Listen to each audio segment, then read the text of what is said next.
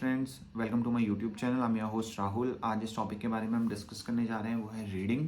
इस वीडियो को स्टार्ट करने से पहले मैं आपको बताना चाहता हूँ कि मैंने लिसनिंग के ऊपर भी वीडियो बना रखी है। अगर आपने नहीं देखी तो प्लीज़ जाइए उसे देखिए, मैंने लिंक डिस्क्रिप्शन बॉक्स में छोड़ रखा है। 7 इंपॉर्टेंट पॉइंट्स डिस्कस करूँगा और उसे एक्सप्लेन करूँगा। अगर आप ये चीज़ें अपने प्रैक्टिस पे अप्लाई करेंगे तो आप बहुत अच्छे पॉइंट स्कोर कर सकते हैं अपने रीडिंग के पेपर पे। ओके, सबसे पहला पॉइंट है read every day.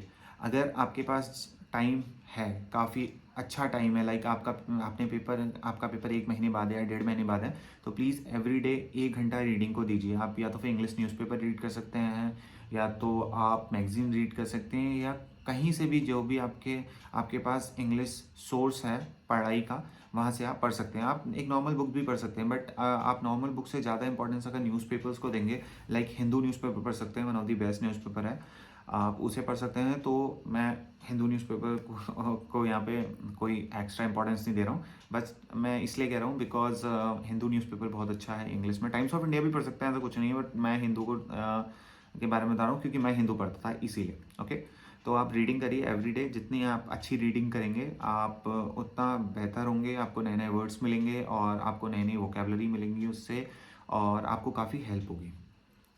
Second important point, read the question first. जब आपके पास क्वेश्चन पेपर आएगा तो please read the question first की क्वेश्चंस है क्या। ये नहीं आप सीधे डायरेक्ट जंप कर देंगे सीधे पैसेज में कि अरे पैसेज इतना बड़ा है, मैं सारा पैसेज पढ़ लेता हूँ फिर मुझे बाद में टाइम मिलेगा। ये मत करिए, पहले क्वेश्चन पढ़िए, और जब आप क्वेश्चन पढ़ लेंगे, आपको जब क्वेश्चन समझ में आ जाएगा तब जाके आप जंप करिए पैसेज में, बिकॉज क्वेश्चन ही आधे से ज़्यादा आपको जवाब दे देता है। लाइक अगर आपके क्वेश्चन में ईयर मेंशन है या फिर कोई नाम मेंशन है, लाइक एल्बर्ट आइंस्टीन का या फिर आइजैक न्यूटन का या फिर इलॉन मस्क का, कोई भी जो बड़े लोग हैं या बड़ी हस्तियों के नाम है, तो आप उन नाम को वहाँ पे अंडरलाइन कर लीजिए या सर्किल पे कर लीजिए। जब आप ये करते हैं तो आपके लिए ईजी हो जाता है कि हाँ, मैंने फोर्थ क्वेश्चन में एक ईयर था या फिर एक इंपॉर्टेंट नाम था, इस लाइन को अंडरलाइन करा था। आप जैसी पैसेज में जाते हैं और आपको वो नाम मिलता है तो आप उस वाले पैसेज पे भी उस नाम को अंडरलाइन कर लीजिए या फिर सर्किल पे कर लीजिए।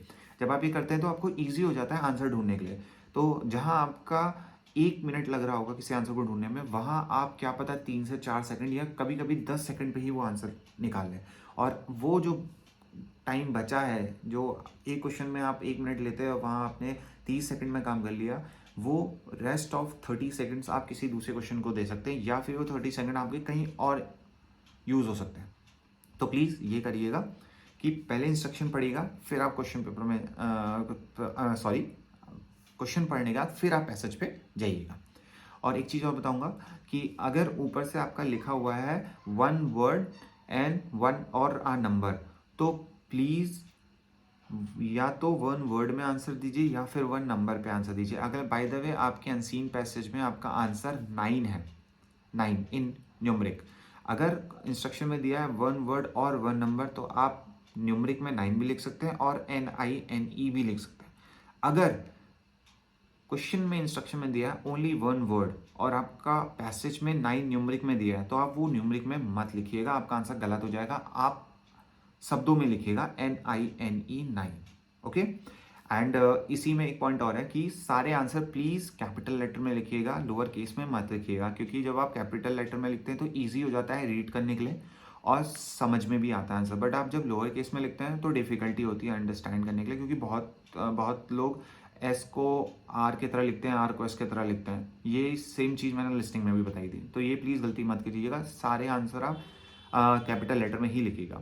इसी में एक पॉइंट और है अंदर, ठीक है, सब पॉइंट है कि जैसे आपको आंसर मिलेगा तो प्लीज़ लिसनिंग की तरह आप क्वेश्चन पेपर में मत लिखिएगा आंसर को। जैसे ही आपको आंसर मिले सीधे आंसर सीट पे आप कॉपी करिए आंसर को, बिकॉज वहाँ आपको लास्ट में 10 मिनट मिलते हैं आंसर कॉपी करने के लिए, बट रीडिंग में ये ऑप्शन नहीं होता आपके पास। आपको जैसे आंसर मिला है डायरेक्ट आप आंसर सीट पे लिखिए, क्वेश्चन पेपर पे मत लिखिए उसको, क्योंकि फिर बाद में आप कॉपी करेंगे तो कम से कम उस आंसर को कॉपी करने के लिए ही आपको 5 से 10 मिनट चाहिए, तो why are you wasting your 5 minutes. तो आप सीधे डायरेक्ट अपनी आंसर सीट में अपना आंसर लिख लीजिए। थर्ड इंपॉर्टेंट पॉइंट है कि री रीड द क्वेश्चन। जैसे अभी मैंने कहा था कि रीड द क्वेश्चन, री रीड द क्वेश्चन और अंडरस्टैंड इट। जब आपने एक बार क्वेश्चन पढ़ा, आपको समझ में आ गया, जैसे ईयर और नाम वाला तो इजी होता है, बट बहुत से क्वेश्चन समझ में नहीं आ रहे थे, तो उसे दोबारा पढ़िए, उसे समझने की कोशिश करिए कि क्वेश्चन कहना क्या चाह रहा है। अगर आप क्वेश्चन ही नहीं समझ पाएंगे तो आप आंसर भी नहीं निकाल पाएंगे। तो प्लीज़ क्वेश्चन को री रीड करिए और फिर जाके उसे पैसेज में आंसर ढूंढना स्टार्ट करिए। ओके, फोर्थ इंपॉर्टेंट पॉइंट है, अब जाके आपको स्कैन, स्किम एंड समराइज करना है। बहुत सी वीडियो आप देखेंगे यूट्यूब में, बट वो ये नहीं बताते हैं कि समराइज करना है। प्लीज समराइज करिए, क्योंकि अगर आप समराइज नहीं करेंगे तो पैसेज बहुत बड़ा है। लाइक जनरल ट्रेनिंग में तो पैसेज छोटे आते हैं, पर अकेडमिक्स के बहुत बड़े बड़े पैसेज आते हैं। तो स्कैन स्किम तो आप सीख जाते हैं, पर आप समराइज करना नहीं सीख पाते। तो प्लीज समराइज योर पैसेज, जितना समराइज कर सकते हैं आप। जब आप समराइज करेंगे तो आपके लिए ईजी हो जाएगा आंसर को ढूंढना, और जल्दी आप ढूंढ पाएंगे। तो ये आपको नहीं मिलेगा। बहुत इंपॉर्टेंट पॉइंट है कि समराइज योर पैसेज, जितना जल्दी आप उसे समराइज करेंगे आपको उतना इजी आंसर मिलेगा। जैसे आपको पता है कि क्वेश्चन नंबर 3 इस उसमें है, तो आप उतने को समराइज कर लीजिए। आपने आपने यहाँ से ब्रैकेट खोला, यहाँ ब्रैकेट क्लोज करा, तो आपको पता है इतने में है। तो आपको पूरा पैसेज पढ़ने की जरूरत नहीं है। आपको पैसेज बी, पैसेज सी, पैसेज डी पे जंप करने की जरूरत ही नहीं है। इतना रीड करने की जरूरत ही नहीं है। आपको पता है इसका आंसर या तो पैसेज बी में होगा, या पैसेज सी में होगा, या तो फिर ई पे होगा। आप सीधे जंप कर सकते हैं। आपको उतना लंबा पढ़ने की जरूरत नहीं, क्योंकि आपने समराइज कर दिया है उसको। तो प्लीज़ ये चीज़ ध्यान रखिए कि समराइज कर लीजिए, और स्कैन स्किमिंग तो आप प्रैक्टिस के दौरान सीख ही जाएंगे। और अगर आप कोचिंग लेते हैं तो वेल एंड गुड, बट ये कोचिंग में भी नहीं आपको बताएंगे कि पैसेज को समराइज करिए, तो वो खाली आपको स्कैन स्किमिंग ही सिखाते हैं। तो ये था मेरा फोर्थ इंपॉर्टेंट पॉइंट। अब है फिफ्थ इंपॉर्टेंट कि आपने क्वेश्चन पढ़ लिया, आपने पैसेज ढूंढ लिया, बट आपको क्वेश्चन पढ़ने के बाद आपको पैसेज में आंसर कैसे मिलेगा? एक तो था कि ईयर, दूसरा था नाम, और री रीड करके। बट इसके बाद भी एक ऑप्शन होता है कीवर्ड्स पे। बहुत से लोग इसे पहले बोलते हैं कि आप पहले भी कर सकते हैं, ये चीज़ पहले भी कर सकते हैं कि आप कीवर्ड्स को अंडरलाइन कर लीजिए। कीवर्ड्स वही हैं आपके 1990, ईयर, नाम, ये बस मैं आपको मेंशन कर रहा हूँ, क्योंकि मैंने बोला नहीं तो बहुत से मेरे व्यूअर नए होंगे जिनको नहीं पता होगा कि सर्किल कर लेंगे ईयर और नाम को, बट जिस क्वेश्चनों में ये ईयर और नाम नहीं दिया है उसमें क्या करेंगे? तो वो चीज़ कहलाती है कीवर्ड्स। कीवर्ड्स को अंडरलाइन कीजिए। वो ईयर और जो मैंने नाम बोला था वो भी कीवर्ड्स था, बट उनको ढूंढना आसान होता है। बट जिस क्वेश्चन में ये चीज़ें नहीं दी है, वहाँ आप कैसे ढूंढेंगे? वहाँ पे कोई ऐसा कीवर्ड होगा जो उस क्वेश्चन को पूरा एक्सप्लेन कर रहा होगा, तो उस कीवर्ड को आप अंडरलाइन कर दीजिए, और उसके बाद आप उस चीज़ को पैसेज में ढूंढिए। ओके, इसी के अंदर एक चीज़ और है। जब आप क्वेश्चन पेपर पढ़ेंगे तो उसमें एक कुछ क्वेश्चनों में आएगा कि एनबी लिखा होता है, और लिखा होता है कि इसमें आंसर एक से ज़्यादा बार हो सकता है। Use any answer more than once. तो उसमें ज़रूरी नहीं कि आंसर ए पैसेज में ए का आंसर आ चुका है तो वो ए दोबारा नहीं आएगा, वो दोबारा आ सकता है। सेम पैसेज में से 2 क्वेश्चन दिए होंगे आपको, और उन 2 क्वेश्चनों का आंसर ए ही होगा, या बी ही होगा, या सी ही होगा। तो प्लीज़ इंस्ट्रक्शन पढ़िए। स्टार्टिंग में कहा था, इसीलिए कहा था इंस्ट्रक्शन पढ़िए। बच्चे नहीं पढ़ते हैं, समझ नहीं पाते हैं, और अपने हिसाब से आंसर दे देते हैं, और बहुत सारी गलतियां करते हैं। तो please do not do that. आप पढ़िए, ध्यान से पढ़िए, और फिर जाके आप अपना आंसर दीजिए। ओके, अब मेरा सिक्स्थ इंपॉर्टेंट पॉइंट है वोकैबलरी। प्लीज़ वोकैब पे काम करिए अपना। Every day you can write more than 5, 10, 15 words every day. आप उनकी वोकैब पे लिख लीजिए, कॉपी पे अपनी एक सेपरेट कॉपी बना लीजिए, इसमें सारी वोकैब लिख लीजिए, उनके सिनोनिम्स लिख लीजिए, क्योंकि सिनोनिम्स तो इंपॉर्टेंट है, बहुत ज़्यादा इंपॉर्टेंट है, क्योंकि वहाँ सिनोनिम्स ही यूज़ होंगे आपके। क्वेश्चन में अलग दिया होगा, पैसेज में अलग दिया होगा। बस अगर आपको सिनोनिम पता है तो आप मैच करके आंसर लिख लेंगे। आपको सिनोनिम नहीं पता, आप ढूंढते रह जाएंगे, और आपको आंसर मिलेगा ही नहीं। सो प्लीज सिनोनिम्स और वोकैब ये तो आप एवरीडे करिए, एवरीडे आप। और ये नहीं कि सिर्फ आपने कॉपी में लिखा और आप इसे पढ़ नहीं रहे। प्लीज कॉपी में लिखिए, पढ़िए भी। जितना मेमोराइज करेंगे उतना ज़्यादा बेहतर है।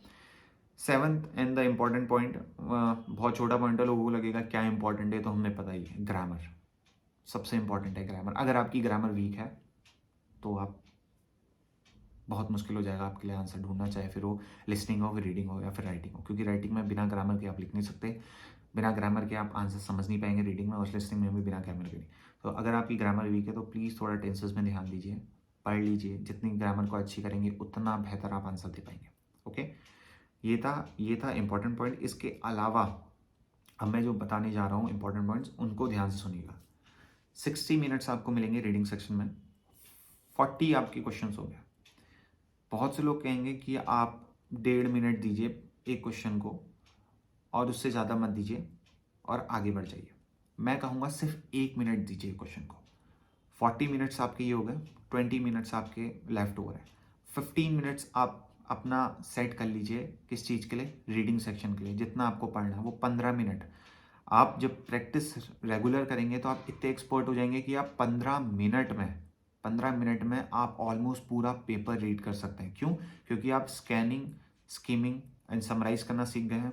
जब आप ये सीख गए हैं तो आप इतने वो एक्सपर्ट हो जाएंगे कि आप सिर्फ 15 मिनट्स में पूरा पेपर पढ़ सकते हैं, क्योंकि आपको स्कैनिंग, स्किमिंग आ गई है, आपको पता आंसर कैसे ढूंढना है, आपको ये चीज़ पता चल गई है। तो मैं कहूँगा सिर्फ 1 मिनट दीजिए, 15 मिनट्स अपनी रीडिंग को दीजिए और अपना टाइम वेस्ट मत कीजिए। अगर एक क्वेश्चन आपको नहीं आ रहा, अगर आपने उसमें 1 मिनट ले लिया है तो प्लीज़ जंप कर जाइए दूसरे क्वेश्चन के लिए, और वो दूसरा नहीं आया तीसरे के लिए, तीसरा नहीं आया चौथे के लिए, आप जंप करते रहिए, कोई बात नहीं। हमारा टारगेट है सही आंसर लिखना, गलत आंसर नहीं। आपने एक क्वेश्चन पे 3 मिनट दे दिया और तब जाके उसका सही आंसर लिखा, यूजलेस है। उस 3 मिनट में आप 3 सही आंसर लिख सकते थे, पर आपने एक सही आंसर लिखा, तो वो मत करिए। अगर नहीं समझ में आ रहा तो प्लीज़ जंप और दूसरे क्वेश्चन पे आ जाइए, please jump to third question पे आ जाइए, जंप करिए फोर्थ क्वेश्चन पे आ जाइए, ऐसा करिए। प्लीज़ एक ही क्वेश्चन पे स्टक मत रहिए। ओके। और प्रैक्टिस करिए एवरीडे। जितनी आप प्रैक्टिस करेंगे उतनी उतना ज़्यादा आपकी लर्निंग होगी, उतना ज़्यादा आप समझ पाएंगे कि रीडिंग सेक्शन में मुझे कैसे करना है, क्या करना है, और मैं किन किन चीज़ों का ध्यान दे सकता हूँ और किन किन चीज़ों पे ध्यान नहीं दे सकता हूँ। लाइक मेरा एक सेक्शन अगर ख़राब है तो मैं उस सेक्शन को रोज़ प्रैक्टिस करूँगा 20 मिनट्स। तो मैं ये कोशिश करूँगा कि उसी सेक्शन में दूँ, या फिर उसी जैसे क्वेश्चन है, जिस तरीके के क्वेश्चन है मेरे को डिफ़िकल्ट लग रहे हैं, उन क्वेश्चन पे प्रैक्टिस करूँ। क्योंकि अगर मैं ऐसा नहीं करूँगा तो कहीं न कहीं पे वो गलती होगी कि मैं जब क्वेश्चन पेपर में बैठूँगा और सेम क्वेश्चंस आएँगे तो मैं उनका आंसर नहीं दे पाऊँगा। क्या पता अगर मैं 20 मिनट उस सेक्शन को देता या उस टाइप के क्वेश्चंस को देता तो मैं बेटर बैंड ला सकता था। अगर मैं ये नहीं करूँगा तो मेरे बैंड गिर जाएँगे। और एक और इम्पॉर्टेंट पॉइंट जनरल ट्रेनिंग वालों बच्चों के लिए, कि आपके लिए थोड़ा टारगेट हाई है, बिकॉज आपको 30 आंसर्स करेक्ट चाहिए इन reading section out of 40। So please practice पे ज़्यादा ध्यान दीजिएगा। ज़्यादातर बच्चे जो रुकते हैं वो इसीलिए रुकते हैं क्योंकि 30 आंसर करेक्ट करना उनके लिए डिफ़िकल्ट हो जाता है आउट ऑफ 40। और वो लोग सोचते हैं कि अरे यार, एकेडमिक वालों को तो खाली 23 या 25 आंसर सही करने हैं एंड उनको 6 बैंड आ जाते हैं, बट हमें 30 आंसर करना है। कोई बात नहीं, कोई प्रॉब्लम नहीं है। बस दिक्कत ये है कि हमारे उसमें जो आपको पेपर मिलेगा वो ईजी आता है, एकेडमिक्स का थोड़ा सा टफ आता है और उनके पैसेजेस थोड़े लेंथी होते हैं, हमारे शॉर्ट होते हैं। सो प्लीज़ इस चीज़ का ध्यान दीजिएगा और अच्छे से प्रैक्टिस करिए। और अगर आपको कोई भी हेल्प चाहिए तो प्लीज़ मुझे कमेंट करिए, मैं आपको पर्सनली रिप्लाई करूँगा। अगर आपको ये वीडियो अच्छी लगी तो please like this video, share करिए अपने दोस्तों के साथ इस वीडियो को, और प्लीज़ मुझे नीचे कमेंट करके बताइए कि मुझे और किस चीज़ में वीडियो बनानी चाहिए। अगर आपके कोई क्वेश्चंस हैं किसी पर्टिकुलर चीज़ में, अगर उसमें मुझे वीडियो बनानी है तो मैं उसमें भी वीडियो बनाऊँगा। अभी मैं आपके साथ रीडिंग के इंपॉर्टेंट पॉइंट मैंने शेयर करें हैं। आने वाली वीडियोज़ में मैं आपको राइटिंग और स्पीकिंग का भी बताऊँगा कि आप उस पर कैसे एक्सपर्टीज़ ला सकते हैं, कितना बेहतर आप कर सकते हैं। प्लीज़ मेरे साथ जुड़े रहिए और मेरे चैनल को सपोर्ट करिए। जय हिंद, जय भारत।